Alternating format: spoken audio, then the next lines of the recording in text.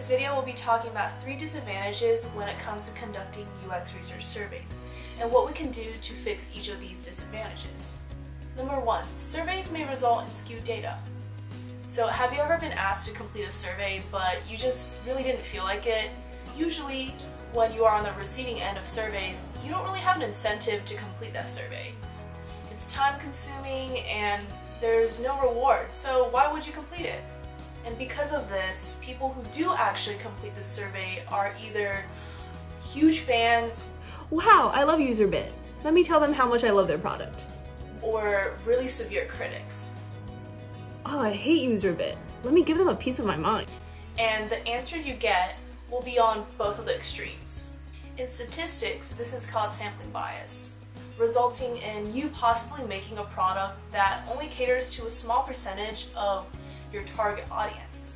So how do we fix skewed data from sampling bias? I would be totally down to complete a survey if I got a Starbucks pumpkin spice latte out of it. So offering a reward such as a gift card or maybe a discount on your product could really help with sampling bias. Number 2, surveys often result in poor qualitative data. In an ideal world, you would love your participants to give you very detailed, eloquent answers of their experiences. But usually that's not the case. You'll usually have answers that are 1 or 2 words, and if you're super lucky, maybe a sentence. So how do we fix this problem? With such short answers, we don't get a complete picture of our participants' data. So the best way to fix this problem is we don't use surveys as our main form of qualitative data collection. Instead, you can go for other research methods such as in-person interviews, contextual inquiries, or ethnographic studies.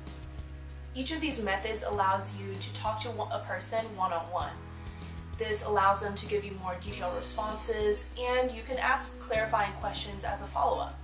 So instead of using surveys as your main form of qualitative data collection, try using surveys when you want quantifiable answers, such as yes or no questions or Likert scale questions. So number 3, it's easy to create bad surveys.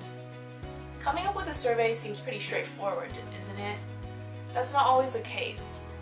Sometimes it's actually very difficult to come up with good surveys and good questions to ask.